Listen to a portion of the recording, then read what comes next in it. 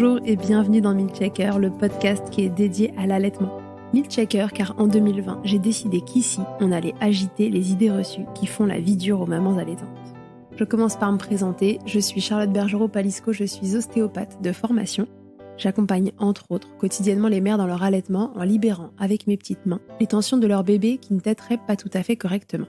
Je suis également formatrice en ostéopathie pédiatrique et sur le sujet spécifique des troubles de la succion des nourrissons et podcasteuse à mes heures pas si perdues. Enfin, je suis surtout la maman de 2 enfants, l'un allaité 1 année et l'autre est en train de téter au moment où j'enregistre cette intro. Ici, tu écouteras des témoignages autour de l'allaitement, des vécus tous différents mais essentiels à recueillir pour apprendre de l'expérience des autres, pour se repérer, s'identifier parfois, déculpabiliser aussi mais surtout assurer la transmission nécessaire pour normaliser et même banaliser ce qui devrait l'être, nourrir son bébé, bambin, si on le souhaite, comme on le souhaite, et le temps que la dyade, comme on l'appelle, mère-enfant, le désire. Et ce n'est pas tout, car si l'allaitement était facile, ça se saurait. Le manque de transmission d'informations n'épargnant personne, il me semblait essentiel que ce podcast s'adresse aussi aux professionnels entourant les mères durant cette période. C'est l'intérêt des épisodes experts que vous pourrez écouter régulièrement, que vous soyez parent ou soignant, pour vous orienter face aux difficultés rencontrées. On y traite toutes sortes de problématiques liées de près ou de loin à l'allaitement et plus encore. Un seul objectif ici, informer le plus largement possible. Et pour cela, j'ai besoin de vous. Dès qu'un épisode vous a plu, aidez-moi en le faisant voyager pour qu'il arrive dans chaque oreille qui peut en bénéficier.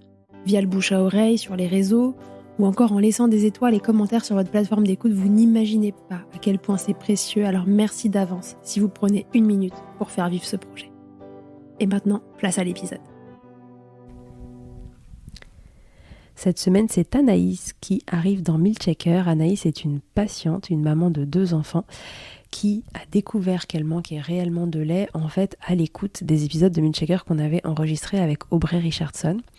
Et elle était revenue vers moi à ce sujet-là. Je l'ai revue récemment et là, à l'aube de rediffuser ces épisodes que je trouve essentiels à entendre parce que voilà, on essaye au maximum de faire comprendre que les manques de lait sont rares, etc. Malgré tout, ils existent quand même et quand on est dans ce cas-là, c'est quand même intéressant de le savoir parce que ça évite de culpabiliser et de se dire que c'est pas normal, qu'on n'a pas assez de lait, etc. Parce que malgré tout, il y en a qui n'en ont pas assez et on en a toutes d'une certaine proportion et dans celles qui manquent de lait, il y en a qui manquent énormément de lait, comme c'était le cas d'Aubrey dans son épisode qui explique qu'elle allaitait à 10%. Elle donnait du lait maternel à 10% des besoins de son bébé.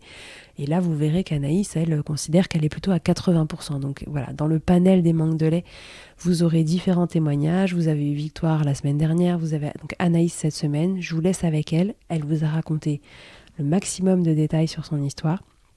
Et voilà, ça va être comme d'habitude super instructif.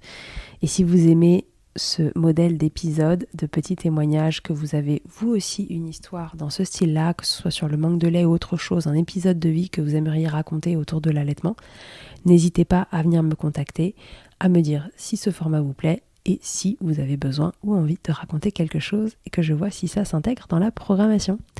Je vous dis à tous à très vite et je vous laisse avec Anaïs.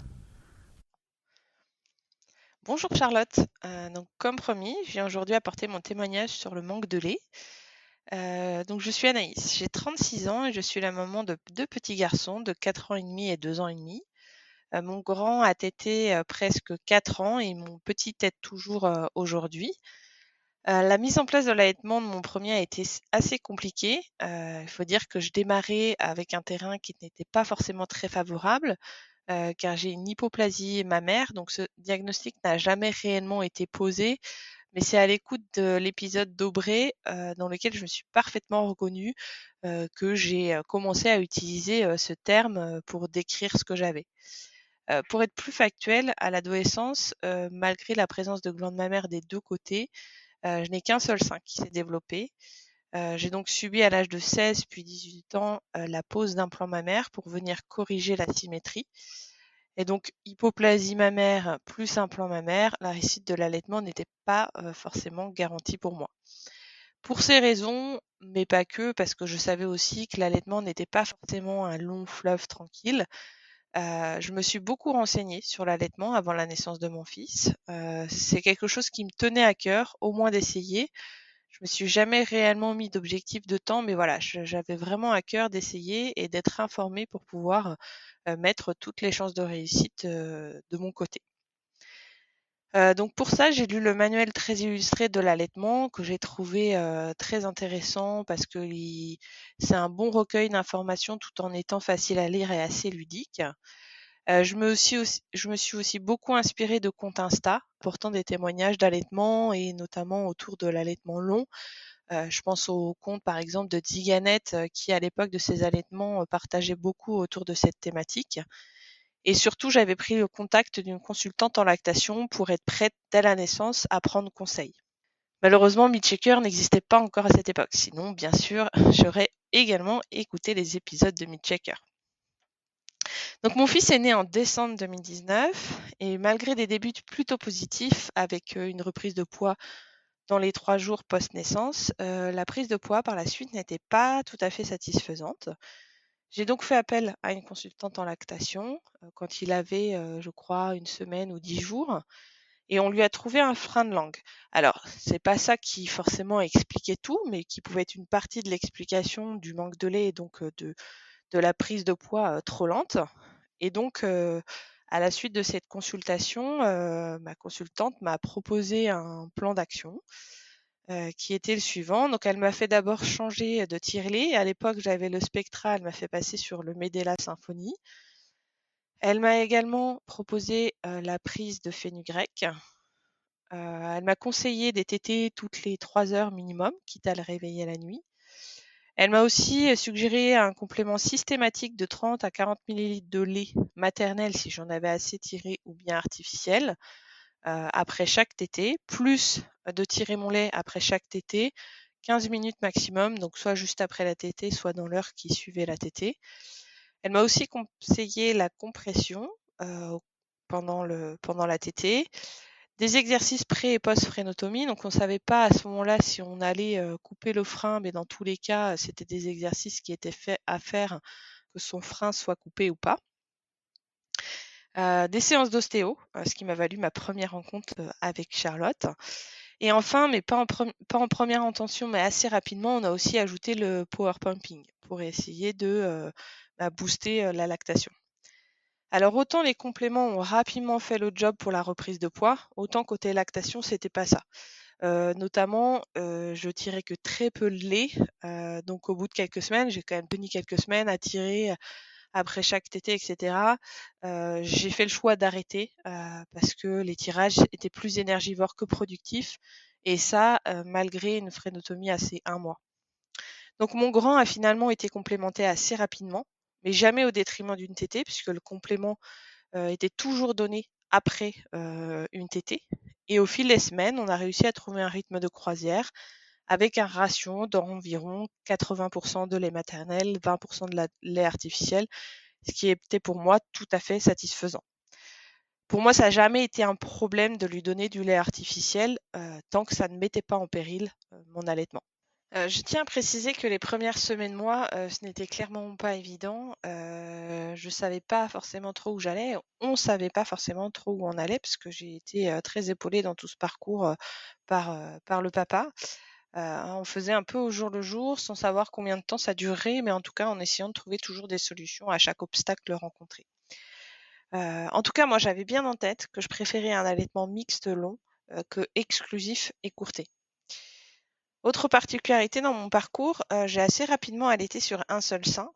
À droite, j'avais vraiment très peu de lait. Alors on produit toutes plus d'un côté que de l'autre, mais moi vraiment côté droit, j'avais vraiment très peu de lait. Et d'ailleurs, bébé s'est assez vite lassé. Je le faisais toujours téter dessus, toujours en premier, mais clairement c'est à gauche qu'il prenait vraiment. Et au bout de quelques mois, il s'est même complètement désintéressé du sein droit, que moi j'ai continué à stimuler. En fait, j'avais repris le travail, je tirais mon lait, donc je profitais de tirer des 2 côtés pour pouvoir maintenir la lactation de ce côté-là. Mais après, durant les 2 mois d'été, j'ai eu bébé H24 avec moi. Donc clairement, j'ai arrêté de tirer et donc mon sein droit a pas du tout été stimulé de l'été, et quand j'ai repris les tirages en septembre, clairement, j'avais vraiment très, très peu de lait, voire la lactation s'était arrêtée du côté droit. Et à ce moment-là, j'ai pris des décisions, après avoir pris conseil aussi auprès de ma consultante en lactation, de n'allaiter officiellement que sur un sein. Et tout ça en gardant le même ratio parce que finalement, toute la production de lait, je l'avais quasiment du côté gauche. Ensuite, ce qui est venu casser notre rythme de croisière, c'est que je suis tombée enceinte. Mon grand avait un tout petit peu plus d'1 an. J'ai alors rapidement observé une baisse de lactation, que j'ai compensée bien sûr en augmentant ses compléments, l'objectif étant de garantir ses apports en lait dont il avait encore énormément besoin à ce moment-là. Malgré tout, on a réussi à conserver l'allaitement et ça durant toute la grossesse. Donc mon sein était plus sensible, mais c'était supportable. La seule chose que j'ai volontairement induite, c'est le sevrage nocturne pour préparer l'arrivée du petit frère à 1 mois de la naissance. Donc à la naissance du petit frère, le grand était toujours et pour moi, je pense que ça a clairement été une aide à la mise en place de cette nouvelle lactation. Il a fallu cependant mettre des règles de priorité pour que le bébé puisse recevoir tout le lait dont il avait besoin. J'ai tenté de relancer ma lactation à droite, mais j'ai finalement rapidement abandonné car c'était clairement pas concluant et en plus inconfortable. Donc durant 1 mois, bébé a eu une courbe parfaite. Puis au-delà, ça a commencé à infléchir. J'avais déjà vu mon binôme consultante en lactation et ostéo qui avait observé des freins de joue, un frein de lèvres, mais pas de frein de langue. Donc rien de très handicapant. Donc on a quand même décidé, après l'observation de l'inflexion de la courbe, de couper ces freins. En parallèle, je suis aussi rapidement passée au complément, sans passer par la case tirage, parce qu'en fait, à partir de ce moment-là, j'ai fait la conclusion définitive que je ne pourrais jamais allaiter exclusivement mes enfants, puisque là, j'avais quand même un enfant qui était très bien, puisque un enfant de 2 ans, malgré ça, il n'arrivait pas à stimuler suffisamment pour que bébé ait suffisamment de lait. Mais vraiment, je leur dis, c'est quelque chose que j'ai toujours bien vécu parce que j'avais pas de problème à donner du lait artificiel tant que voilà, je le répète, ça mettait pas en péril mon allaitement. D'ailleurs, quelque chose que je n'ai pas pensé à préciser, mais qui peut être vu comme symptomatique du manque de lait. Heu, Dans mon cas, je n'ai jamais eu de montée de lait douloureuse et j'ai jamais eu de fuite. Donc voilà, je pense que, je sais pas si ça s'observe à chaque fois, mais en tout cas, moi c'est un retour d'expérience que je peux faire, à l'issue de ces 2 allaitements. Donc je suis aujourd'hui de nouveau enceinte. Mon petit avait presque 2 ans quand je suis tombée enceinte. Cette fois-ci, les tétées sont devenues assez rapidement douloureuses et bien plus que pendant ma précédente grossesse, pardon. Ce qui m'a obligée à faire, quelques ajustements et notamment en novembre, j'ai pris la décision d'un sevrage nocturne parce que clairement, autant jusque-là, les tétées nocturnes me posaient aucun problème, mais là, je dormais vraiment mal. Donc on a fait un sevrage nocturne qui était, plus précoce dans la grossesse que pour mon précédent, mais finalement un peu plus tard, pour lui il y a plus d'écart entre numéros, donc ce sevrage nocturne est intervenu, cette fois-ci, plus tôt, dans la grossesse, mais finalement, plus tard, pour bébé puisqu'il y a plus d'écart entre, numéro 2 et 3, qu'il y en avait entre numéro 1 et 2. Donc aujourd'hui, je suis à 7 mois de grossesse, il tète toujours matin et soir. C'est franchement pas agréable pour moi, mais j'y tiens pour, d'une part, pouvoir, avoir son aide à l'arrivée de bébé 3 pour la mise en place de la lactation et d'autre part, pour lui laisser la chance de poursuivre son allaitement après la naissance s'il en a envie. Donc si je devais résumer mon parcours, donc mon grand aura tété pendant, quasi 4 ans. Alors à la fin, c'était plus très nutritif, mais quand même important sur plein d'autres aspects pour lui, pour nous et mon second est toujours allaité à 2 ans et demi. Et même si, c'est plutôt, câlin pour le moment en raison de la baisse de lactation induite, induite par la grossesse, ça redeviendra peut-être nutritif après la naissance. En tout cas, c'est lui, qui décidera ce qu'il voudra à ce moment-là. Donc globalement, hors grossesse, malgré mon terrain peu favorable et mon manque de lait, aujourd'hui, je pense avéré, j'aurais réussi un allaitement d'un ratio 80-20, qui est pour moi une belle réussite.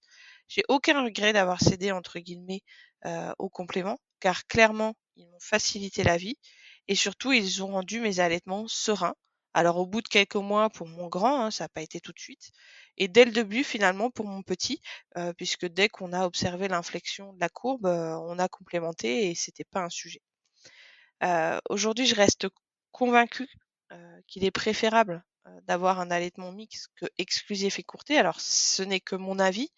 En tout cas, moi, c'est ce qui m'amène de la satisfaction, et de complémenter, ça n'enlève aucun des bienfaits de l'allaitement, mais en tout cas, moi, dans mon cas, ça m'a permis de les faire durer dans le temps, ce qui est, pour moi, l'objectif. Et pour le bébé qui arrive, je ferai exactement pareil. J'ai prévu de suivre son poids. En fait, j'ai une balance à la maison, que j'avais, achetée, lors de mon premier allaitement. Je l'ai pas précisé, mais on avait investi dans cette balance pour pouvoir, d'une part, le peser régulièrement sans avoir à se déplacer à chaque fois, et cetera. Et surtout, avec notre consultante en lactation, on avait mis en place des pesées tétées. Ça, j'en ai pas parlé, mais c'est aussi une chose de plus qu'on a fait, en tout cas pour observer la prise de lait de bébé et pouvoir, justement, arriver ou pas à la conclusion d'un manque de lait. Donc les pesées tétées, ça consiste à peser bébé avant et après la tétée, pour savoir approximativement ce qu'il prend lors des tétées. D'ailleurs pour mon second, on n'a pas réitéré ses pesées tétées, ou très peu, mais on pesait les couches, ce qui est un très bon indicateur aussi. Donc voilà, avoir une balance à la maison, alors c'est pas la même balance qu'on utilisait dans ce cas-là, c'est toujours intéressant pour pouvoir faire ces petites observations. Alors il faut pas que ça tombe dans l'obsession, il faut pas que ça soit anxiogène. Moi de mon côté, ça me permettait surtout de me rassurer, de pouvoir agir en fonction, sachant que voilà, par rapport aux observations, j'avais la solution en face puisque encore une fois, je le dis, donner des compléments pour moi, c'était pas un souci, et bébé prenait bien le biberon, prenait bien les compléments. Donc là pour le bébé à venir, mon idée c'est de le peser régulièrement, et au moindre doute, j'hésiterai pas à le complémenter, sans jamais, encore une fois, diminuer les tétées. Pour moi, ça c'est hyper important puisque déjà de base je manque de lait, donc si en plus je diminue, les stimulations, clairement, je vais pas du tout avoir assez de lait. Donc vraiment, je diminue pas les tétées, je complémenterai s'il le faut. Si on peut tenir, comme mon précédent, 1 mois sans complément, on le fera 1 mois sans complément. Si c'est plus, c'est plus, si c'est moins, c'est moins. Voilà, maintenant il faut juste espérer que ça soit, une fois encore, un bébé qui prenne bien le biberon, comme ses grands frères. Voilà pour mon témoignage, j'espère qu'il pourra aider, d'autres mamans. En tout cas, ce que je peux dire, c'est qu'au bout de 4 ans et demi d'allaitement, j'ai eu beaucoup plus de sérénité, que d'anxiété par rapport à ce manque de lait, parce que j'ai trouvé les solutions. Et puis finalement, j'ajouterai juste une chose, c'est que ça enlève aussi beaucoup de désagréments d'avoir moins de lait. Comme je l'ai dit, j'ai pas eu mal pendant les montées de lait, j'ai pas eu de fuite, voilà, il y a plein de choses que j'ai pas eu aussi. On a chacune nos désagréments, et moi j'en ai évité pas mal aussi, par ce manque de lait. Et juste une dernière chose que je voudrais ajouter, on essaie beaucoup de déconstruire les discours autour du fait que, toutes les femmes ne pourraient pas allaiter, que le lait peut ne pas être assez nourrissant, et cetera. C'est très bien, mais il ne faut pas exclure les cas où on ne peut réellement pas allaiter exclusivement son bébé, et bien dire que ça peut être OK. À mes débuts, j'ai culpabilisé d'entendre ces discours, et puis finalement j'ai trouvé ma voie, j'ai construit mes propres convictions, et ça m'a fait du bien. Et aujourd'hui, ce que je voudrais dire, c'est que oui, on peut réellement manquer de lait, mais ça n'empêche pas l'allaitement quand on a envie. Voilà. Un grand merci d'avoir écouté cet épisode jusqu'au bout. Je te le redis encore une fois, mais c'est si important. Si tu as aimé cet épisode, n'hésite surtout pas à le partager, à mettre une note ou des étoiles sur les plateformes d'écoute pour m'aider à le faire connaître. Déjà, ça me booste et ça me motive à continuer de créer ces contenus. Et surtout, ça permet à de nouvelles personnes d'être informées correctement sur l'allaitement. Pour échanger ou me faire un retour sur ce que tu as entendu, rendez-vous sur Instagram @milcheckerpodcast et je te répondrai avec plaisir. Pour rechercher un épisode, cette fois, une thématique, c'est sur le site internet milchecker.fr que ça se passe. Tu y trouveras tous les épisodes et un moteur de recherche pour t'orienter en fonction du sujet recherché. Pour me consulter, comme ostéopathe, ça se passe à Suresnes, dans le 92. La prise de rendez-vous, elle se fait sur Doctolib en tapant Charlotte Bergerot-Palisco. On se quitte, comme au premier jour, avec Emma et son titre Blinded, en collaboration avec Nemen. Je vous donne rendez-vous au prochain épisode et d'ici là, n'oubliez pas, milcheckez autant que vous le voudrez et bousculons ensemble les idées reçues sur l'allaitement maternel.